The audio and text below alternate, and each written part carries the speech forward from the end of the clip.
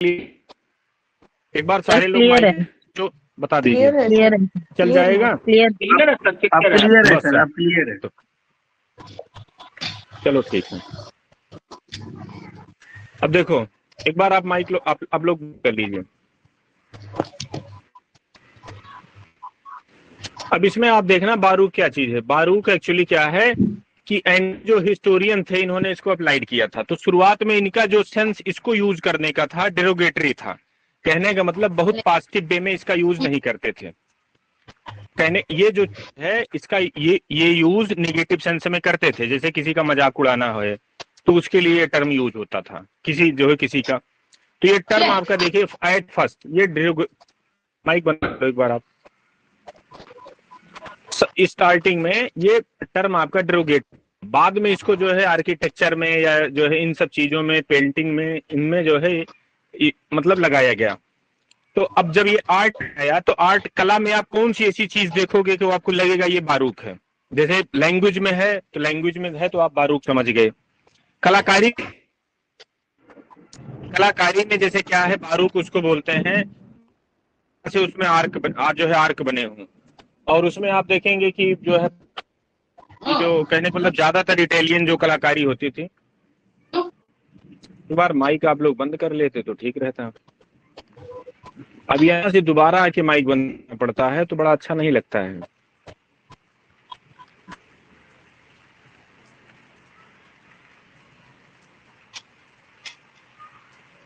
चलो ठीक है। तो इसमें अब आपको नोट क्या करना है, नोट ये करना है कि अब आप लिटरेचर पढ़ रहे हो तो इसको लिटरेरी टर्म जो है लिटरेचर के एंगल से देखेंगे। अब देखिए आपकी असल जो है यहां से शुरू होती है। एक मिनट जरा रुकना।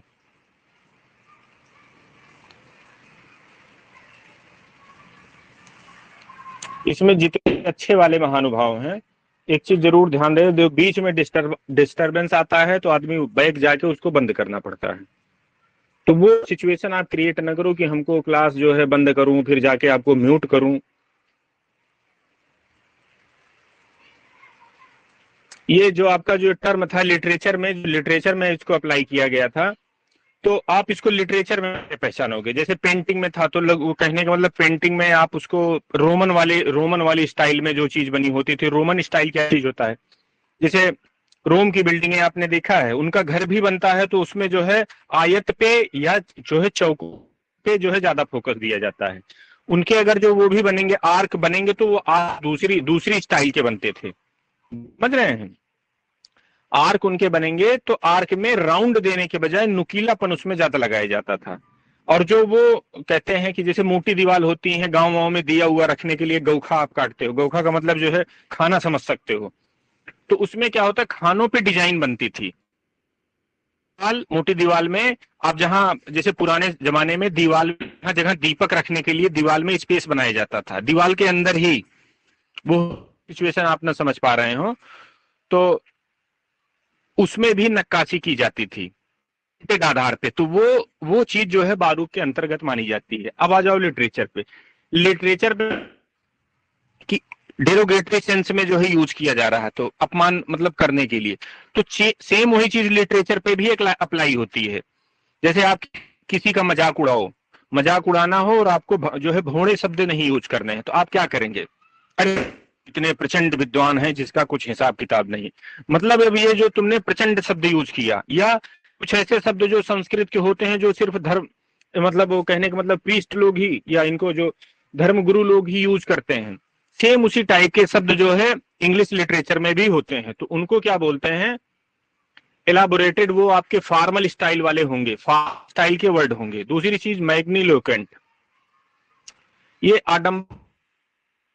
आडंबरपूर्ण शब्द होते हैं, समझ रहे हैं। जैसे प्रचंड क्रोध तो हम कहेंगे बहुत क्रोध, तो बहुत ज्यादा क्रोध कहने के बजाय हम लोग हिंदी में क्या कहेंगे, प्रचंड क्रोध, समझ रहे हैं। या कोई डिस्क्रिप्शन, अगर जो हमको किसी के रथ का भी डिस्क्रिप्शन करना होगा तो हम उसके बताएंगे उसके घोड़े इतने इतने बड़े बड़े थे, मतलब उसका भी घोड़े का भी डिस्क्रिप्शन अगर जो हमको करना होगा तो मैं उसको जो है अच्छा खासा बढ़ा चढ़ा के, या जो धार्मिक भाषा होती है जो धर्म उपदेशों में लोग यूज करते हैं उसकी शैली को आप यूज करेंगे। लेकिन आप धर्म देने के लिए नहीं कर रहे हैं, आप नॉर्मल चीजों के लिए कर रहे हैं तो ऐसी लैंग्वेज अगर जो आप नॉर्मल लिटरेचर में यूज करते हैं तो वो इनसे रिलेटेड आपका जो है ये एक एक्टिविटी होती है, तो ये वो चीज बारूक आपकी मानी जाएगी। आप बात समझ रहे हैं? अब ये चीज तुमको मिलेगी कहाँ? तो धार्मिक जो है, धार्मिक टाइप का लिटरेचर किसने लिखा है? जैसे मिल्टन ने लिखा है, ठीक, पैराडाइज लास्ट, वहां तुमको मिल सकती है। और बताओ धार्मिक लिटरेचर किसने लिखा है? तो जो जो धार्मिक टाइप के जो है राइटर थे, अगर जो उन्होंने नॉर्मल लिटरेचर भी लिखे हैं कुछ रिलीजन से संबंधित, तो वहां ये आएगी, वहां की स्टाइल बारूक होगी।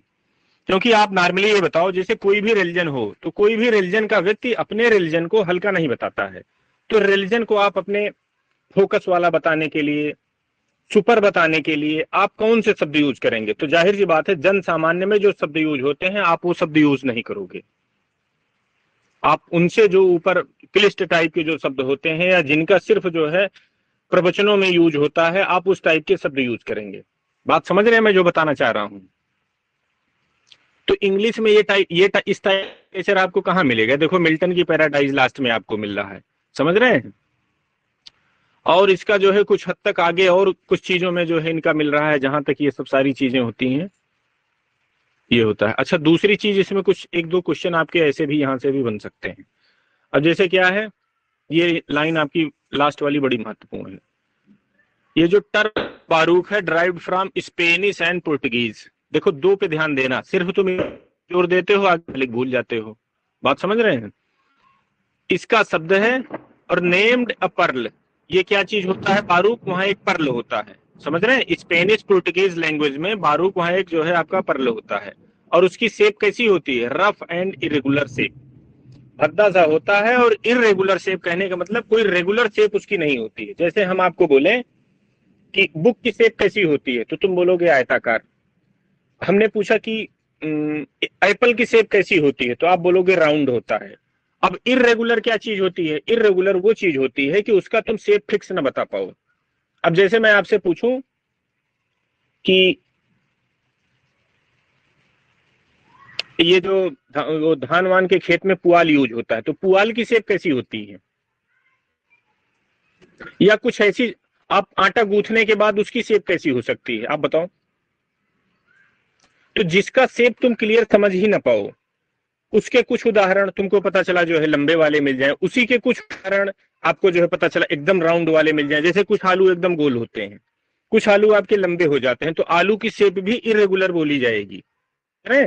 तो सेम उसी वैरायटी की चीज, कोई लंबी निकल रही है, कोई गोल निकल, आयताकार निकल रही, कहने का मतलब वो उसका शेप फिक्स ना हो। जैसे बिस्किट, तो बिस्किट में या तो राउंड वाला आता है या तो चौकोर वाला आता है। हालांकि ये मैं मतलब एग्जैक्ट उदाहरण नहीं बता रहा हूँ, सिर्फ आपको समझाने के लिए बता रहा हूँ कि रेगुलर शेप क्या है, इरेगुलर शेप क्या है।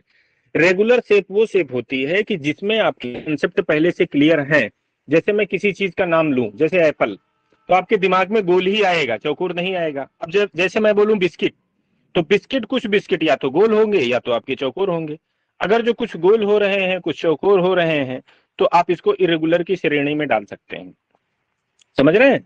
लेकिन अगर जो सिर्फ गोल और सिर्फ चौकोर दो ही टाइप के मिल रहे हैं, टेढ़ा मेढ़ा नहीं मिल रहा है, या तो चार उसमें जो है वो एंगल होंगे, या तो आपके जो है पूरा एकदम सर्किल होगा, तो इस सिचुएशन को भी आप इरेगुलर नहीं बोल पाएंगे। इरेगुलर क्या होता है? चार होगा, पता चला चार एंगल के बजाय उसमें 5 एंगल निकल गए, किसी में 6 एंगल निकल रहे हैं।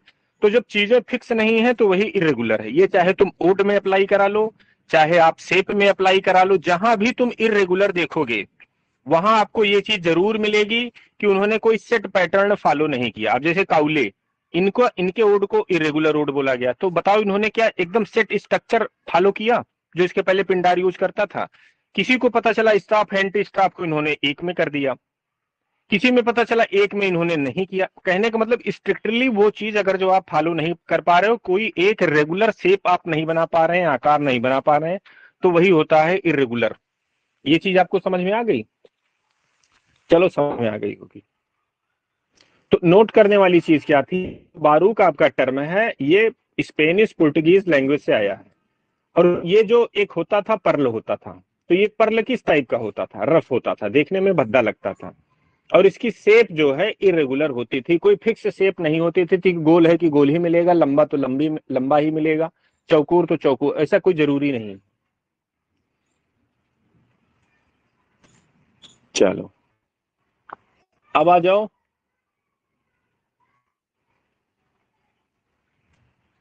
बाथोस एंटी क्लाइमेक्स। देखो बाथोस एंटी क्लाइमेक्स नॉर्मली एक ही चीज जैसे आपको दिखती है। बाथोस क्या होता है, जैसे पहले आप इसको शेप से समझो, एक मैंने बहुत बड़ा रखा, फिर उसके बाद इससे छोटा रखा, फिर इससे छोटा रखा, फिर इससे छोटा रखा। ये सिचुएशन अगर जो आप वर्ड के माध्यम से सेट करते हैं, बहुत बड़ी, फिर उससे छोटी, फिर उससे छोटी, फिर सबसे छोटी, तो इसी को आप बाथोस बोलते हो। उल्टा कर दो, यही बाथोस हो जाएगा, बड़ा आलू, उससे छोटा आलू, उससे छोटा आलू, उससे छोटा आलू, मतलब डिसेंडिंग ऑर्डर। अब जैसे मैं बताऊं कि वो आदमी खड़ा था, वो आदमी बैठ गया, बैठा मतलब ये ऐसे हाफ हो गया, मतलब ये खड़े पे इसकी लंबाई इतनी, बैठा मतलब हाफ, लेट गया और लेटने के बाद मर गया। ये चीज अगर जो ये चीज मैं सेंटेंस में ऐसे सेट करते चला जाऊं, स्टैंड, सिट, लाई, डेथ, मीन निकालो, बड़ा, फिर उससे छोटा, फिर उससे छोटा, लास्ट में खत्म। इसी सिचुएशन को आप बाथोस बोलते हैं, इसी सिचुएशन को आप एंटी क्लाइमेक्स बोलते हो। बाथोस और एंटी क्लाइमेक्स में थोड़ा सा का अंतर होता है, बात समझ रहे? थोड़े सा का क्या अंतर होता है ये आपको यहां मिल जाएगा।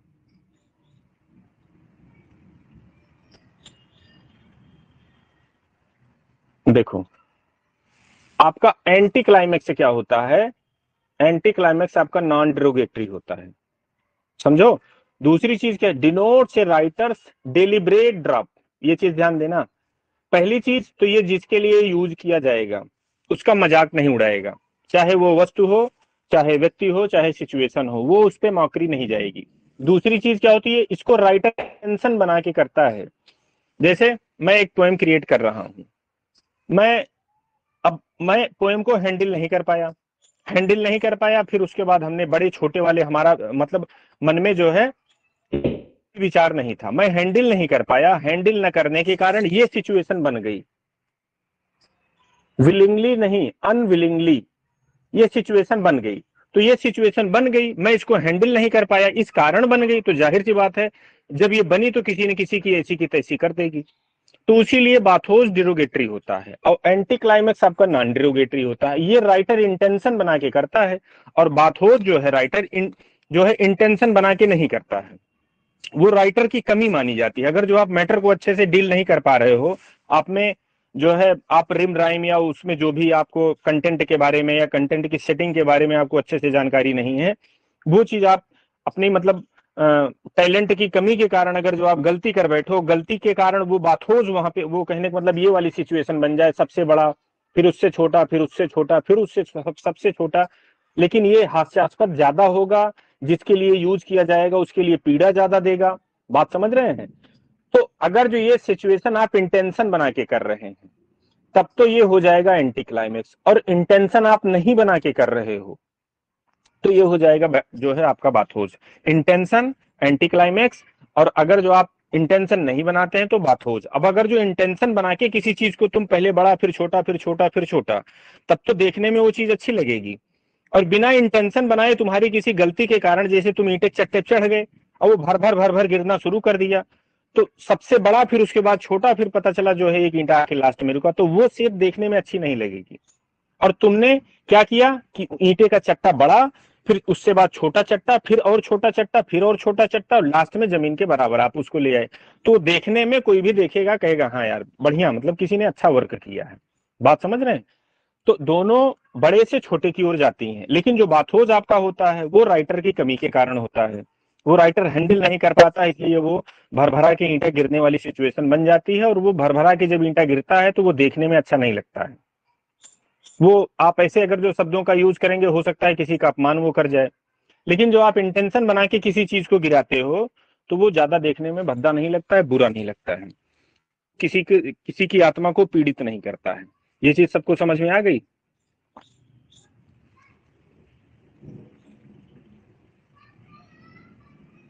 अब देखो बीट राइटर्स, बीट राइटर से क्या है, पहले बीट का मतलब समझो।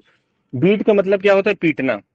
अब ये लोग क्या पीटते थे, पता चला जैसे तुमने कोई मूवी वूवी देखी होगी, मूवी देखा होगा, बीच के किनारे का सीन है, शरीर एकदम उनकी खाली है और एकदम पूरा ब्लैक, हपसी, हपसी का मतलब जैसे निग्रो, और उसके बाद अच्छी खासी उनकी फिजिक बनी है, बॉडी बनाए है, नीचे खाली एक तौलिया लपेटे हैं, हाथ में 2 डंडा लिए है और बड़ी वाली ढोल रखा, ढम ढम ढम ढम पीट रहा है। कुछ मूवी में हमने देखा है, अगर जो आप दिमाग दौड़ाओगे आपके सामने भी वो सिचुएशन पहुंच जाएगी। बीट राइटर्स इसी टाइप के थे। अब नॉर्मली आप दिमाग लगाओ, अर्धनग्न अवस्था में कौन हो सकता है? सामान्य आदमी हो सकता है कि असामान्य आदमी हो सकता है? तो असामान्य आदमी होता है। आप बजा भी रहे हो तो बजाने के लिए क्या है कि पागल तो हो नहीं कि तू भट भट भट भट पीटे जा रहे हो, आप उसमें कुछ जो है सुर भी निकाल रहे हो, कुछ ताल भी निकाल रहे हो। और अर्धनग्न क्यों हो गए? अर्धनग्न जो है कोई प्रतिष्ठित आदमी, सभ्य आदमी अर्धनग्न तो होगा नहीं, तो जाहिर सी बात है या तो अपने जो है कोई ना कोई ड्रग्स लिया है, कोई ना कोई आपने नशा किया है। अब जैसे जिसको नाचने वाचने का न पता हो तो सादिम लोग नाचते हैं, तो कुछ लोग कहते हैं भैया बिना पिए तो मैं नाच ही नहीं सकता हूं। तो पीते क्यों हैं? पीते इसलिए हैं कि अब वो नाचने में उनकी शर्म खत्म हो जाती है। तो जब शर्म खत्म हो गई तो वो डांस करना शुरू कर दिए, नाचने लगे। कुछ लोगों को हो सकता है डांसिंग में उनको शर्म आती है, मैं उनकी सिचुएशन बता रहा हूं। तो अर्धनग्न अवस्था में अगर जो आप ढोल पीट रहे हैं तो उसके लिए क्या कि आप पता चला कि या तो चिलम मारे होंगे, या तो गांजा मारे होंगे, या तो आप कुछ ना कुछ जो है ड्रिंक व्रिंक किए होंगे या ड्रग्स लिए होंगे। ये बीट राइटर्स टोटल वही है। ये 1 नंबर के नशेड़ी हैं, 1 नंबर के भंगेड़ी हैं, 1 नंबर के गजेड़ी हैं, और 1 नंबर के समझ लो लंपट हैं कि ड्रग्स ले लिए। अब उसकी जो ड्रग्स लेने के बाद इनके मन में जो फीलिंग है, उस फीलिंग को ये लिटरेचर में व्यक्त कर रहे हैं। समझ रहे हैं? ड्रग्स लेने के बाद किसी के साथ इन्होंने जो है फिजिकल रिलेशनशिप बनाया, उसकी इन्होंने मतलब उसमें रचना कर दी। समझ रहे हैं? तो लिटरेचर बताओ कैसा बनेगा? लिटरेचर बनेगा इनका कूड़ा कबाड़ा वाला, और लिटरेचर ये ज्यादा दिन चल भी नहीं पाया। ये चीज आप समझ गए? तो इनका लिटरेचर कैसा होगा? एंटी सोशल होगा, एंटी मारलिया होगा। तो जितनी अच्छी वाली चीज है सबके साथ एंटी लगा दो, वही ये बन के तैयार बेटा हो गए। अब इनको देख लेना, वही सब सारी चीज तुमको मिलेगी। और 1950 दशक से 1960 दशक तक ये लोग चले थे। देखो, anti establishment, anti political, anti intellectual. भाई गांजा भांग पी के जब तुम कोई लिटरेचर लिखोगे तो क्या उसमें तुमको इंटेलेक्चुअलिटी जो है नजर आएगी? देखो ये अब कल्चर की इन्होंने ऐसी की तैसी कर दी, समझ रहे हो? मॉरल वैल्यूज की इन्होंने बिल्कुल मारा, ऐसी की तैसी कर दी। समझ रहे हैं? सेल्फ एक्सप्रेशन, सेल्फ एक्सप्रेशन के नाम पे चला कि अपनी पत्नी वाली जो पत्नी की फीलिंग होती है वो पूरा पता चला बाजार में उसको बताने। सेल्फ रियलाइजेशन मतलब दारू पी लो के बाद तुम बताओ कि मुझे कैसा रियलाइज हो रहा है, मैं उड़ रहा हूं कि गिर रहा हूं कि धंस रहा हूं। समझ रहे हैं? ये सब लिटरेचर बस इसी टाइप का था। और चले कहाँ? परीक्षा में आपसे क्वेश्चन कैसे बनेगा? क्वेश्चन बनेगा यहां से। कब तक चला है? 1950 से 60 दशक तक ये गया। इसका मतलब ये होता है डिकेड। लास्ट में लगा देते हैं तो इसका मतलब डिकेड हो जाता है। ये चीज सबको समझ में आई?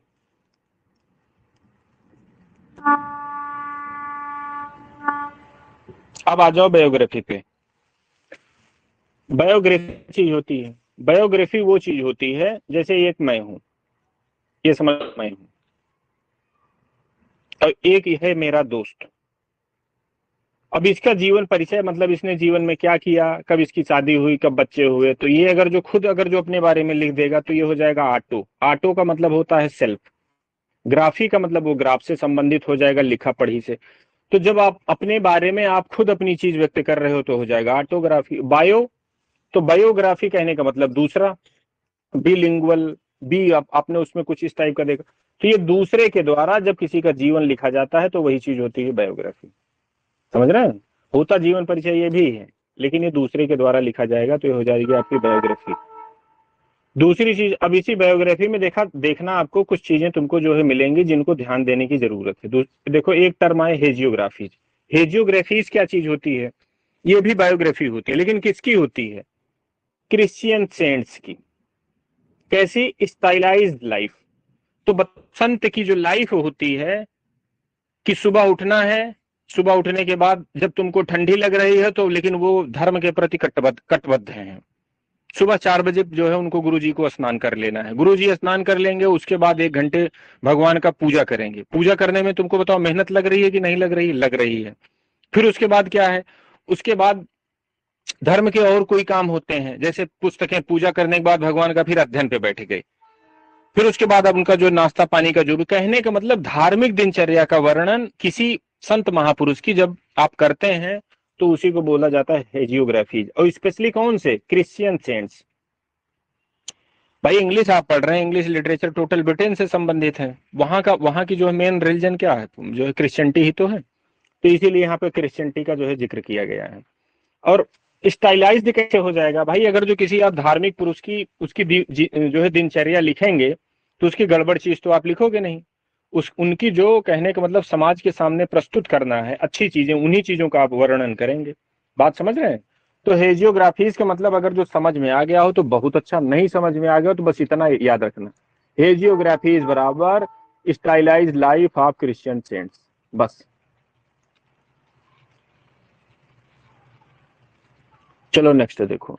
अब देखो यहाँ क्या है, ऑटोबायोग्राफी। ऑटोबायोग्राफी जानते हैं मतलब बायोग्राफी रहेगी लेकिन ऑटो रहेगी, मतलब जीवन परिचय रहेगा लेकिन खुद के द्वारा लिखा गया। जैसे मैं अपना जीवन परिचय लिख रहा हूँ खुद का तो वो ऑटोबायोग्राफी हो रही है, आप अपना जीवन परिचय लिख दें वो ऑटोबायोग्राफी हो जाएगी, लेकिन मैं आपका जीवन परिचय लिखूं तो ये बायोग्राफी हो जाएगी। उसमें से ऑटो खत्म कर देना, ऑटो का मतलब सेल्फ। अभी देखो इसी में ऑटोबायोग्राफी में एक चीज आती है मेमायर। देखो कितना सेट वे में इस बुक में लिखा गया, इसकी खूबसूरती जरा आप देखना। खूबसूरती क्या? देखो बायोग्राफी, बायोग्राफी दूसरे के द्वारा लिखी जा रही है, ठीक?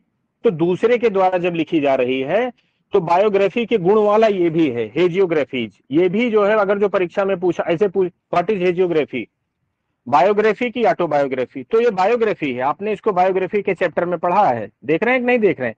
हेजियोग्राफीज का मतलब सिर्फ इतना ही मत समझ लेना, ये तो इसका पर्टिकुलर नॉलेज हुआ, लेकिन है ये ब्रांच किसकी? बायोग्राफी की। ये तो कुछ भी बन सकता है, तो इससे रिलेटेड था तो इसने इसको देखो इसमें इसने जो है समाहित कर दिया है।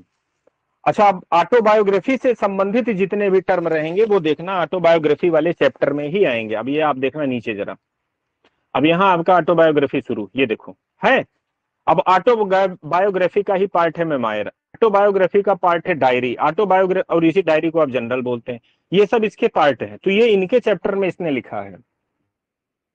के अलावा जितनी भी बुक आप पाएंगे इस स्तर की बुक, मतलब इस टाइप से लिखने वाली बुक कि जो टर्म जिससे रिलेटेड हैं वो सिर्फ आप इसी बुक में पाएंगे। बाकी और जितने, चाहे कडेन की ले लो चाहे क्रिस बाल्टिक की आप ले लो, वहां अल्फाबेट के लिए दिया गया है। अब जैसे मेमायर, तो मेमायर वहां ए वाले में आपको नहीं मिलेगा, वो आप पढ़ते पढ़ते जब एम पे पहुंचेंगे तब वहां आपको मेमायर मिलेगा। या अगर जो ऑटोबायोग्राफी में मेमायर का जिक्र भी किया जाएगा तो बहुत थोड़ा सा, आप उसको ऐसे नहीं समझ सकते हो। तो ऑटोबायोग्राफी मतलब आप समझ गए। अब मेमायर क्या चीज होता है? कहने का मतलब आप ऑटोबायोग्राफी लिख रहे हो लेकिन मेमोरी के आधार पर, मतलब ऑटोबायोग्राफी आपने लिखा, कुछ चीजें आपकी मेमोरी में जो रियल इंसिडेंट थी वो मेमोरी में फंसी हैं। तो अगर जो आपका, अब ये देख लो ये लाइन आपका सब क्लियर कर देगा। डेवलपिंग सेल्फ, खुद को तो डेवलप आप कर, but on the people and events that author has known or witness.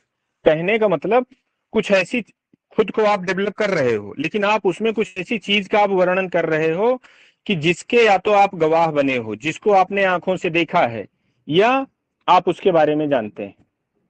उन चीजों का जब आप करते हो तो ये चीज कहाँ, जैसे किसी का आप गवाह बने हो, कोई मेला आप देखे हो, उस मेले का वर्णन आप जीवन परिचय में किया, या कोई ऐसी इंसिडेंट बंधी, जैसे मान लो कोई जो है कहीं पे मारपीट हो गई, वो मारपीट आपने आंखों से देखा, तो आंखों से आपने देखा तो आपकी मेमोरी में फीड है। मेला आपने देखा तो वो मेला आपकी मेमोरी में फीड है। तो ये चीज मेमोरी में फीड होने के कारण इसीलिए इसको मेमायर बोला गया। और मेमायर क्या है? ऑटोबायोग्राफी का ही एक पार्ट है। आप ऑटोबायोग्राफी लिखेंगे तो उसमें मेमायर की जरूरत पड़ेगी। बात समझ रहे हैं? फिर डायरी, आप डायरी का मतलब पहले ये समझो, डायरी का मतलब आप अपनी व्यक्तिगत जो है दिनचर्या को इजी बनाने के लिए या सेट चीजें आपकी होती जाए उसके लिए आप एक डायरी यूज करते हो। समझ रहे हैं? ये देखो यहाँ लिखा है, इसको आप प्राइवेट डायरी भी बोलते हो या डायरी बोलते हो या जनरल भी इसको आप बोल सकते हैं। अब ये क्या चीज होती है जरा देखना आप, फिर से रुको इसको साफ करें। इसमें सारी चीजें लिखी हैं।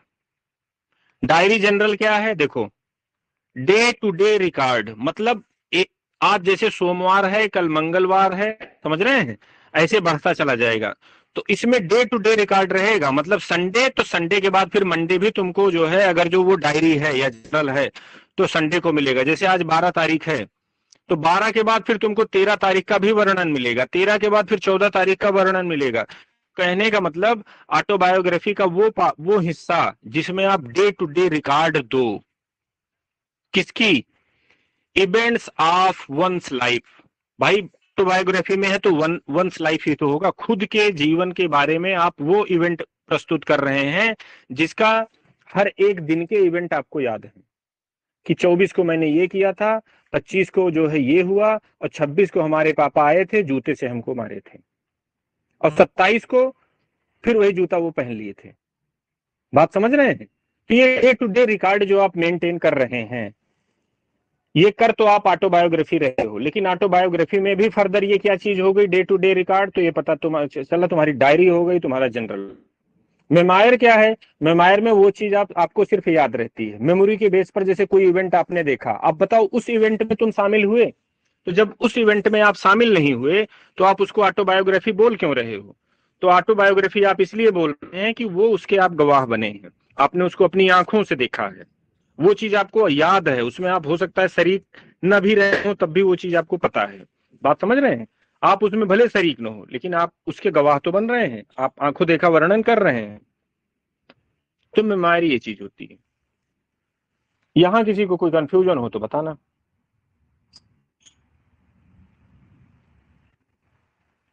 अब आ जाओ स्पिरिचुअल ऑटोबायोग्राफी में। अब स्पिरिचुअल ऑटोबायोग्राफी तुम नाम देख के ही समझ सकते हो क्या हो सकती है। पहली चीज, अपने खुद के बारे में लिखोगे, ठीक। अब ये स्पिरिचुअल कैसे बनेगा?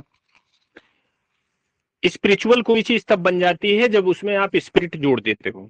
स्पिरिट क्या चीज होती है? स्पिरिट जो है ये धर्म की टोटल बात होती है। आत्मा परमात्मा तुम कहाँ सुने हो? धार्मिक पुस्तकों में सुनो होगे, चाहे वो आपकी हिंदू की हो, चाहे मुस्लिम की हो, चाहे जिसकी, ये सब बात उन्हीं पे होती है। तो पहली चीज ये स्पिरिचुअल ऑटोग्राफी क्या चीज हो गई? रिलीजन से संबंधित चीजें हो गई। समझ रहे हैं? तो ये देखो क्या लिखा है, crucial experience in Christian autobiography. कहने का मतलब क्रूशियल एक्सपीरियंस जो जो क्रिश्चियनिटी के जो कुछ, कहने का मतलब रिचुअल्स होते हैं, या उसकी कोई जो है आप धार्मिक दिनचर्या बोल सकते हैं, या धार्मिक उसके कुछ अनुभव हो सकते हैं, उस चीज का अगर जो आप वर्णन करते हैं तो वो आप स्पिरिचुअल ऑटोबायोग्राफी होती है। इसमें किसी को कुछ पूछना है? आपके मन में कुछ शंका आया कि नहीं आया? से क्या है, समझ नहीं आई। क्रूशियल एक्सपीरियंस, ये इसके मीनिंग क्या होगी? क्रूशियल एक्सपीरियंस का मतलब ये होता है कि जैसे आप बड़ी टेंशन में थे, की शरण में गए, आपको आराम मिल गया, ये क्रूशियल, यही क्रूशियल एक्सपीरियंस है। आप बड़े, कहने का मतलब खुशी मूड में हैं, कुछ धर्म की ऐसी चीज हुई कि पता चला आप जो है उसमें डिस्टर्ब हो गए, यही है क्रूशियल एक्सपीरियंस। और इसी एंग्विश माइंड, कहने का मतलब जो आपकी एंग्विश माइंड है, ये जो मन में क्राइसिस आती है कि मन में तुम्हारी बड़ी उलझन है, लेकिन गुरु जी के पास आप गए या यीशु के शरण में आप गए, तो क्या हो गई? रिकवरी हो गई। तो जब ये रिकवरी हो गई तो इसी को कन्वर्जन बोला जाता है। कन्वर्जन जो आपका टर्म है ये ऑटोबायोग्राफी से रिलेटेड है। फिर कि और किससे रिलेटेड है? इसके बाद स्पिरिचुअल ऑटोबायोग्राफी से रिलेटेड है। स्पिरिचुअल ऑटोबायोग्राफी का नेसेसरी एलिमेंट है कन्वर्जन। कन्वर्जन क्या चीज होती है? पहली चीज, स्पिरिचुअल ऑटोबायोग्राफी वो जो है आपकी जो है ऑटोबायोग्राफी है कि जिसमें आप अपने धार्मिक अनुभवों का वर्णन करते हैं। अब वो कैसे धार्मिक अनुभव रहेंगे कि तुम थे तो बड़े जो है दिक्कत में, तुम्हारे दिमाग में बड़ी उलझन थी, बड़े प्रश्न थे, लेकिन जब से तुम प्रभु की शरण में गए उसके बाद सारे क्वेश्चन तुम्हारे खत्म हो गए, तुमको एकदम मानसिक सुकून मिल गया, तुम्हारी जो मेंटल क्राइसिस थी वो एकदम खत्म हो गई। तो जो ये एक्सपीरियंस, मतलब उलझन से सुलझन, इसी को यहाँ पे इंग्लिश में टर्म दिया गया है कन्वर्जन। बात समझ में आ गई? Yes sir.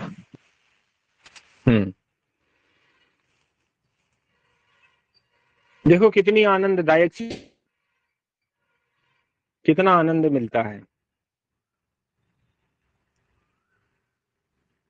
अब ब्लैक आर्ट मूवमेंट ये आपका आपके सिलेबस में जरूरी नहीं है। क्यों जरूरी नहीं है? कि आप पढ़ क्या रहे हो? British literature. ठीक, ज्यादातर चीजें आपके जो है ब्रिटिश से ही संबंधित है। हालांकि अगर जो एलटी वाले पढ़ना चाहें तो मैं इसको पढ़ा सकता हूं, लेकिन हम सोचेंगे कि आज इसको यहीं किया जाए, क्योंकि बारिश वारिश और लाइटनिंग बहुत तगड़ी यहाँ पे चल रही है। तो अब जैसा आप बताओ, अगर आप बताओ तो इसको जारी रखा जाए, या बताओ तो बंद किया जाए।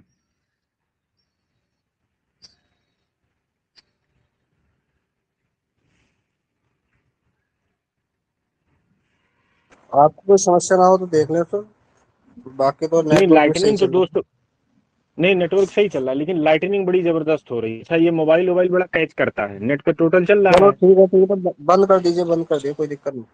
हाँ हाँ हाँ हाँ, वही मैं भी चाह रहा था कि इसको थोड़ा ये करिए, कल इसको करेंगे। अच्छा ये बताओ, ये ब्लैक आर्ट मूवमेंट इसको पढ़ाया जाए कि ना पढ़ाया जाए?